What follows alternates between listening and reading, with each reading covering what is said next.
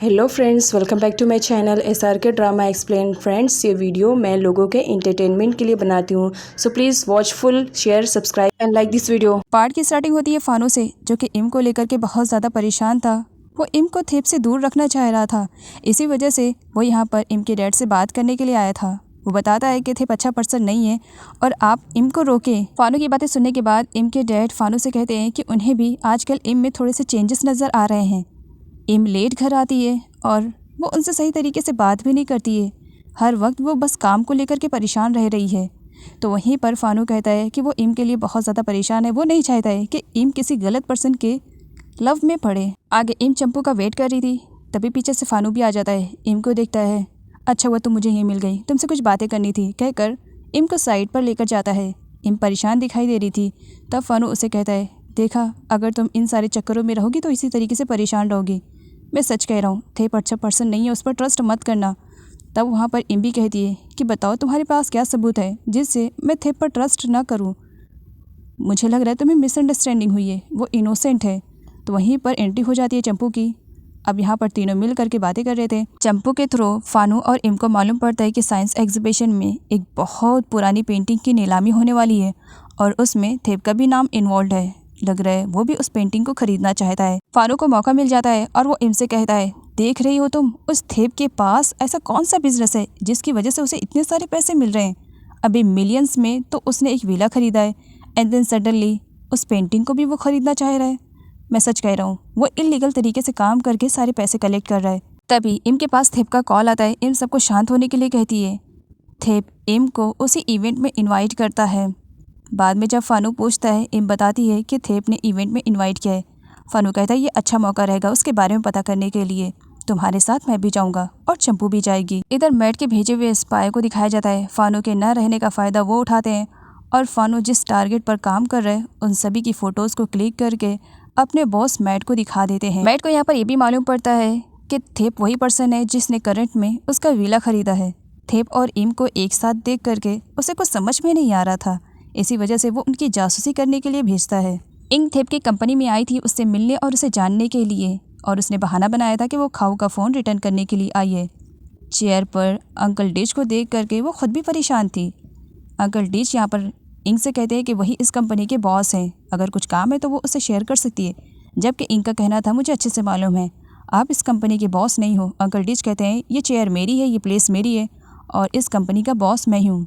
क्योंकि थेप चाहता था कि इंग थेप के बारे में कुछ न जाने, इसी वजह से अंकल डिच थेप के कहने पर झूठ बोल रहे थे। लेकिन इंग को कुछ ना कुछ तो डाउट हो गया था। इसी वजह से वो अंकल डिच की नज़रों से बचकर खाऊ के कैबिन में चली जाती है, जहां उसके हाथों एक एनवलप लगता है और उसमें एक कार्ड था जिसे देख करके इंग स्माइल करती है। तो चलो तुम तक पहुंचने का रास्ता मिल गया। इधर इवेंट का सीन दिखाया जाता है जहां पर एक पेंटिंग को नीलाम किया जा रहा था। बहुत बड़े बड़े बिजनेसमैन आए थे उस पेंटिंग को खरीदने के लिए। पेंटिंग की कीमत बहुत ज़्यादा रखी हुई थी। उस पेंटिंग को कोई नहीं खरीद पाता है सिवाय थेप के। नेक्स्ट सीन में फानू और चंपू को दिखाया जाता है। चंपू फानू से कहती है, अच्छा मुझे बताओ मैं प्रीटी तो लग रही हूँ ना। फानू कहता है, यहाँ पर मैं तुम्हें प्रीटी बताने के लिए नहीं आया हूँ, तुम्हें मालूम है मैं तुम्हें यहाँ पर किस वजह से लेकर आया हूँ। चंपू कहती है, हाँ मुझे मालूम है तुम मुझे यहाँ पर क्यों लेकर आए हो। अगर तुम फोर्स नहीं करते तो मैं यहाँ तो बिल्कुल भी नहीं आती। वो तो हैंडसम बंदे ने मुझे फोर्स किया, इसी वजह से मैं आ गई हूँ। हाँ हाँ मुझे मालूम है मुझे क्या काम करना है, तुम फिक्र मत करो। मैं किसी भी तरीके से थेप और इम को एक साथ मिलाकर रहूंगी ताकि इम पूछ सके थेप के बारे में। इधर खाऊ थेप को बताती है कि उसकी टेबल पर जो एनवलप रखा हुआ था वो मिसिंग है। अभी वो लोग कुछ और बात करते तो वहीं पर फानू की एंट्री हो जाती है। फानू थेप से कहता है कि अगर तुम्हें मेरी ज़रूरत है तो मैं तुम्हारी हेल्प कर सकता हूँ। वैसे क्या चीज़ चोरी हुई है, क्या मुझे बता सकते हो। थेप फानू से कहता है कि वो उसके मैटर से दूर रहे, लेकिन फानू तो उसके मैटर में नाक घुसाने की कोशिश कर रहा था। तो वहीं पर थेप उसकी पिटाई करने वाला था, लेकिन खाऊ रोक देती है कि इतना बड़ा इवेंट है, थेप को ऐसा नहीं करना चाहिए। साथ ही वो उसे अकेले में समझाती भी है कि अगर उसे अपना राज ही रखना है तो उसे नॉर्मल तरीके से बिहेव करना पड़ेगा। इस तरीके से अगर वो अपने गुस्से पे कंट्रोल नहीं कर पाया तो आगे चल करके उसके लिए ही प्रॉब्लम हो सकती है। खाओ के जाने के बाद पीछे से चंपू आती है। चंपू थेप को बताती है कि इम उससे मिलना चाह रही है और बाहर वो उसका वेट कर रही है। थेप इम के आने का इंतज़ार कर रहा था। इम तो वहाँ पर नहीं आती है, लेकिन इम के बदले वहाँ पर इंग की एंट्री हो जाती है। इंग को देख करके थेप थोड़ा सा सरप्राइज हो जाता है कि वो यहाँ पर क्या कर रही है। इंग बताती है कि उसे खाओ की टेबल पर एक एनवलप मिला था जिसमें यहाँ का एड्रेस था।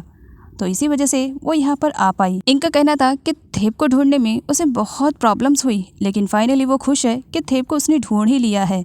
थेप उसे दूर जाने के लिए कहता है, जिस पर इंग स्माइल करते हुए कहती है, तुमसे दूर जाने के लिए तुम्हें नहीं ढूंढा है, तुम्हें फर्स्ट टाइम जब मैंने बार में देखा था तभी तुमसे प्यार कर बैठी। यहाँ तक पहुँचने में काफ़ी स्ट्रगल करना पड़ा, लेकिन चलो तुम मिल गए, सारी स्ट्रगल मैं भूल जाती हूँ। तुम मुझे खुद से दूर जाने के लिए कह रहे हो, जबकि तुम्हें पाने के लिए अब मैं कुछ भी करने को तैयार रहूँगी। मेरे लाइफ में प्यार नहीं था, कोई नहीं था जिसके सहारे मैं जी सकती, लेकिन तुमने मेरी जान बचा करके मेरा दिल इस तरीके से जीता कि मेरे पास अब जीने की वजह भी है और ना मरने के लिए एक रीज़न भी मिल चुका है। यहाँ पर इंग थेप को जब किस करती है, उन दोनों को किस करते हुए इम देख लेती है।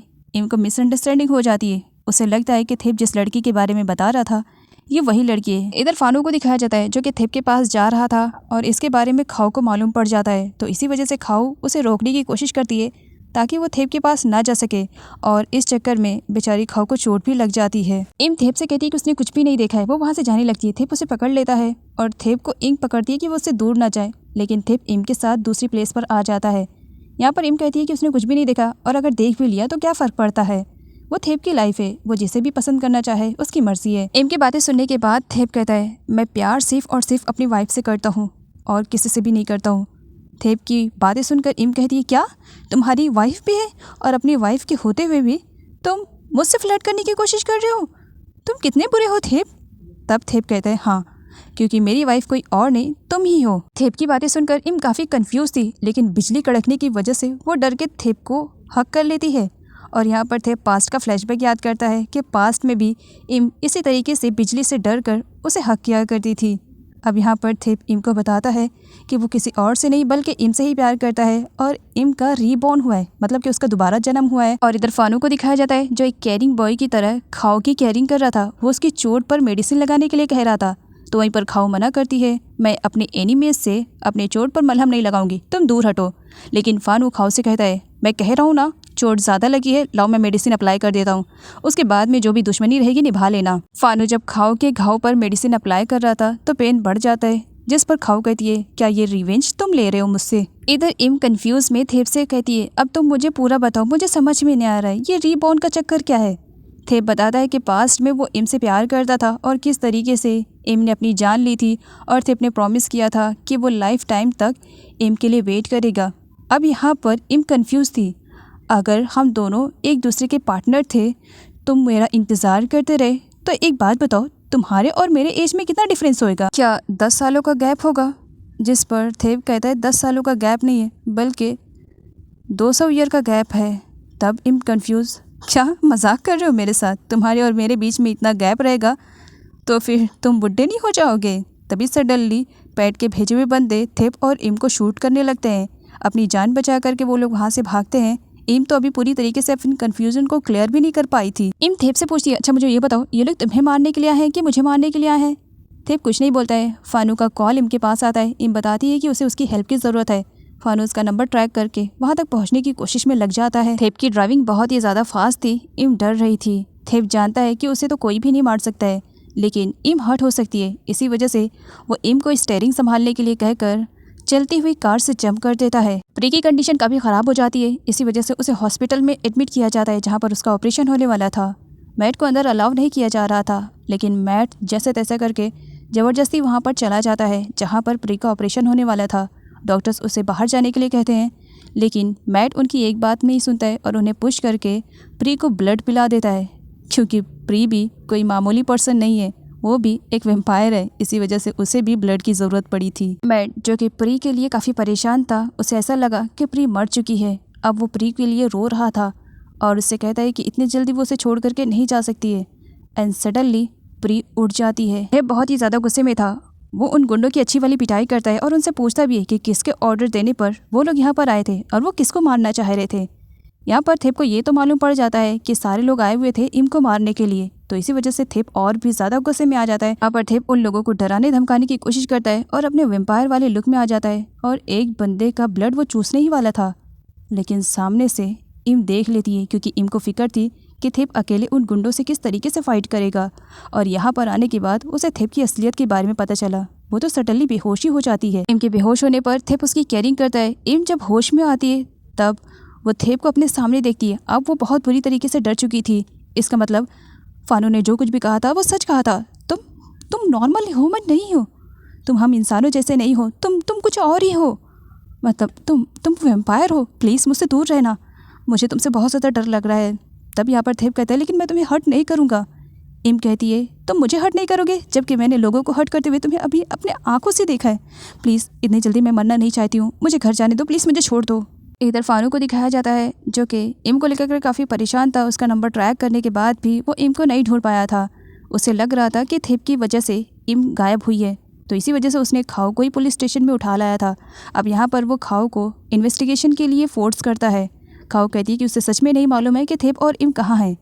यहाँ पर फानू अपने आप को कंट्रोल करता है कि वो खाओ पर गुस्सा ना करे, लेकिन एंडिंग तक उसे गुस्सा आ ही जाता है। फानू खाओ से कहता है कि जब तक वो बताएगी नहीं कि थेप इम को कहाँ लेकर गया है, तब तक वो पुलिस स्टेशन से उसे बाहर जाने ही नहीं देगा।